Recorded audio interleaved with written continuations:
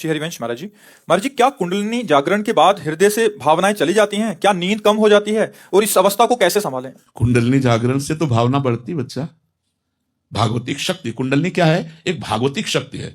जो जागृत होती है तो उसमें दिव्यता होती है, तेजस्विता होती है, ज्ञान विज्ञान की स्फुरणाएं होती है, भाव की धाराएं। तो अच्छा, नींद कम होना ये भागवतिक क्षेत्र में स्वाभाविक है। चाहे वो भक्ति से चलो, चाहे ज्ञान से चलो, चाहे योग से चलो, किसी भी मार्ग में चलो, भागवतिक मार्ग में नींद कम की जाती है। अगर स्वतः कम नहीं होती तो इसे कम किया जाता है। फालतू में समय सोने में नहीं बर्बाद किया जाता। 4 घंटे बहुत से बहुत, 5 घंटे, 3 घंटे, जितना संभाल पाओ। भोजन, बोलना और नींद, पहला साधक इन तीनों पर कंट्रोल करता है। रसेंद्री कंट्रोल में हुई तो जनेंद्री कंट्रोल में हो जाएगी। तो भोजन तो जनेंद्री भी कंट्रोल में हो गई। वाकेंद्री, बोलना, इससे भारी अपराध बनते हैं, वाणी से हम ज्यादा अपराध बनते हैं। सुनना, बहुत प्रपंच नहीं सुनना चाहिए। तो इसमें नींद पर काबू करना तो हर साधक का कार्य है। और जब आगे चलकर स्वतः नींद खत्म हो जाती है, धीरे धीरे वो सत्वगुण बना रहता है, तो निद्रा, आलस्य, प्रमाद की कोई गुंजाइश नहीं रहती, जो भगवत चिंतन परायण रहता है। लेकिन ये बात की कुंडलिनी जागरण होने पर भाव खत्म होने लगते हैं, ऐसा तो मुझे नहीं लगता।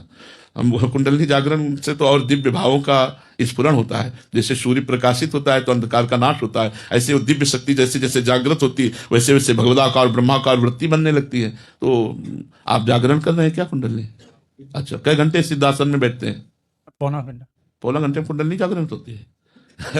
अरे भाई, 3 घंटे बिना हिले डुले जब तक पद्मासन और सिंहासन में, सिद्धासन में नहीं बैठोगे तब तक उसमें धक्का ही नहीं लगेगा। और प्राणायाम कितना करते हैं? प्राणायाम आधा घंटा। कैसा, रेचक, कुंभक, पूरक? नहीं। फिर नहीं महाराज जी, आपने लिखा है कि कुंडलिनी की बात की अवस्था को अभी कैसे संभालें? काय को मजाक, अभी कुंडलिनी जागरण की तुम बात कर रहे हो, अभी उसमें धक्का नहीं लगा यार। एक बार जो उसमें धक्का लगा ना तो महाराज जी, आपने एक बार बताया था कि पूरा उछल उछल के। अरे भैया, 6 घंटा एक आसन पर, 6 घंटे एक आसन पर, हिलना नहीं, डुलना नहीं। और भगवदाकार वृत्ति, मंत्राकार वृत्ति, ऐसे कुछ नहीं। 90 प्राणायाम, रेचक, पूरक, कुंभक। बाल्यावस्था से भगवान के मार्ग में है तो पहले से ब्रह्मचारी, महावाक्य के संन्यास, उस मार्ग से गुजरते हुए आए। तो आज हम वैष्णव मार्ग में, लेकिन पहले हम संन्यास मार्ग में थे। तो यही महाराज जी, हमें लगे कि हमारी कुंडलिनी जागृत हो गई है तो फिर कैसे संभालें महाराज जी? भैया, जब कुंडलिनी जागृत होती है ना तो संभालने की शक्ति उसी में विराजमान है।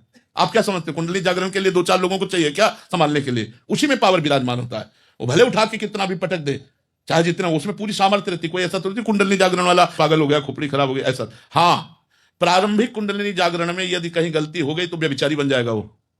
कुंडलिनी जागरण करने के अभ्यास वाला अगर किसी भी तरह वीरपात करता है तो नष्ट हो जाएगा, वो पतित हो जाएगा। ये बहुत सावधानी की जरूरत है। हम कहते हैं राधा राधा रटो, सब जागरण हो जाएगी, तुम्हें पता भी नहीं चलेगा। तुम्हें पता भी नहीं चलेगा कब कुंडलिनी जागृत हो गई। जो कुछ प्राप्त होना सब प्राप्त हो जाएगा। अब मान लो हमारी बात, राधा राधा जपो और आसनों पर बैठो, आसनों पर बैठने का अभ्यास करो। अभी तो आप क्लास ही नहीं कर पाए। 3 घंटे बिना हिले डुले, ऐसे भी नहीं करना, 3 घंटे बिल्कुल एक आसन पे।